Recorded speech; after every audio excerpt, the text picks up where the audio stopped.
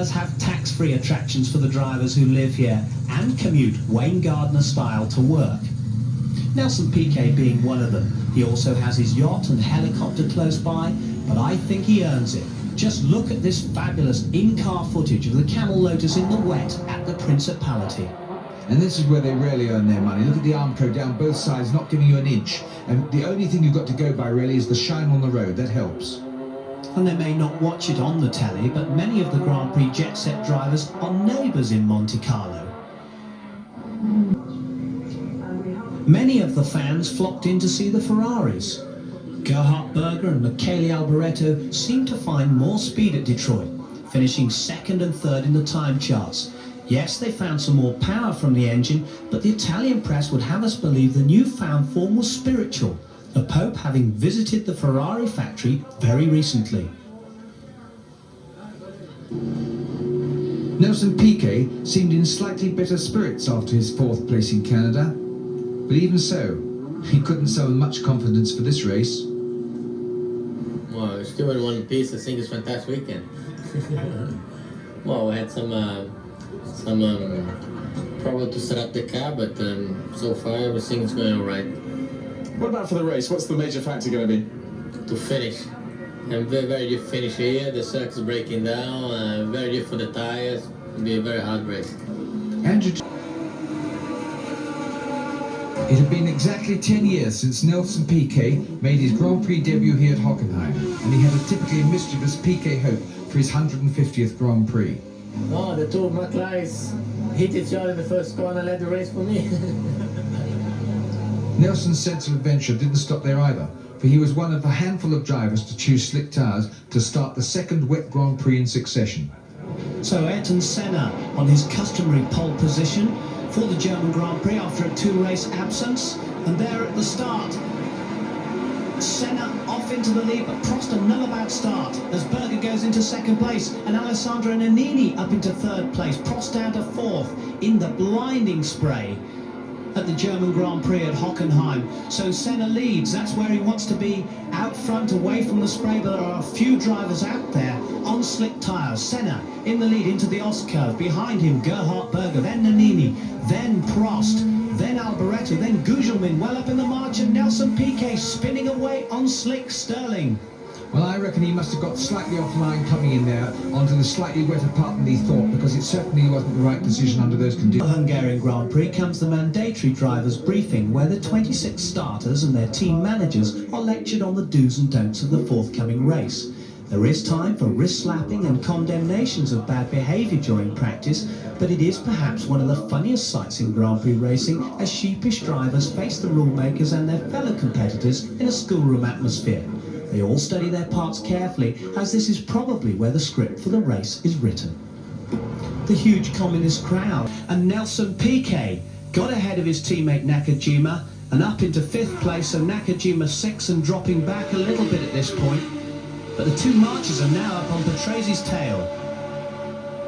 And I reckon they're just about to take him. But hold on, Gugelmin made a slight mistake there, and it seemed to be that he braked just a little bit too late. Yes, he has, and Capelli's got past him. The racing is that tight. One tiny mistake and the guys are right past you. So Capelli up into 11th place there, and Nakajima just waved Nannini past, so Nannini into 6th place. Now, there's Nakajima. He went into the pits, he had engine problems and they couldn't cure that, so Capelli now moves to 10th position at this point. So he was out, and that means Capelli takes up another place, and Nannini attacking Piquet for 4th place. And look, he's going one side then the other. He really means to pass him, and he's saying get out of the way. In fact, they nudged it, if you noticed that there. Tremendous piece of driving, right through on the inside, and he's got him down the hill. Nannini up into 4th position, Piquet down to 5th place, and Capelli in 6th position in the march, ever improving. Through Eau Rouge, 180 miles an hour, and there's Senna in the lead on his last lap of the Belgian Grand Prix. The man who won here in '85, he takes the checkered flag. But this is where we would really have expected. Constructors' Championship with 5 events still to go, and the McLaren scoreline 7 to Senna, 4 to Prost. A demoralised Prost talked of defeat. 5th was Nelson Piquet in the Lotus-Honda.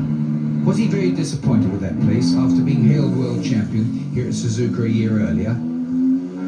No, I'm looking good. After so bad performance I've done all these years, 50 is looking good for me. What's been the problem here? You've had problems in yourself, haven't you? Yeah, I think it's too much left and right, left and right, left and right, and all those raw fish and they make me bad. You've been fairly hard pushed by Nakajima as well. No, it's at the same time, yeah. Absolutely identical. Absolutely identical, yeah. So what about for the race? He's going to be looking good as well, isn't he? Oh, I think so, yeah. Why not? It's his own home country here. He's done a lot of race here. He's trying the best he can. Indeed, chauffeur Nakasan set exactly the same time as his teammate, the world champion, and perhaps that prompted Lotus to re-sign the Japanese driver again for the 1989 season, even though they had lost the Honda engines. The constant Still a little bit dusty, especially offline. This track is known to be treacherous, hard on brakes, hard on tyres, an extremely abrasive surface. But Prost was determined that he was going to go ahead of his teammate, the man who won the World Championship in Japan the race before. And out they went, and Senna was up on the curbs there, trying hard. He wanted to win this last race of the season, so did Berger. Then Mansell, then Piquet, Patrese, a great chain for him. And Piquet was being attacked by Mansell and Patrese as the normally aspirated cars made their way down the Brabham Straight on this fabulous street circuit. Fast and furious stuff. Most of the drivers who'd secured their contracts for 1989 were putting on a good show, but those who hadn't were determined to put on an even better show, and Riccardo Patrese was determined to show Mansell in his last race as his teammate, who was bossed by taking 5th place from him there. And Nelson Piquet was using the power of the Honda engine for the last time to good effect. But Gerhard Berger was on a charge in the Ferrari and took 2nd place from Ayrton Senna like this. Over the curbs on the inside, Senna had no alternative but to let him through. Off you go, Gerhard.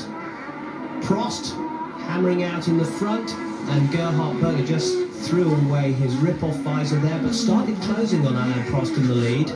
But there was nothing Ayrton Senna could do about it. And Piquet, here's Prost in the lead, and closing on him was Gerhard Berger. The last turbocharged race for his V6 Ferrari engine. He wanted to show all the engineers back in the pits that he meant business.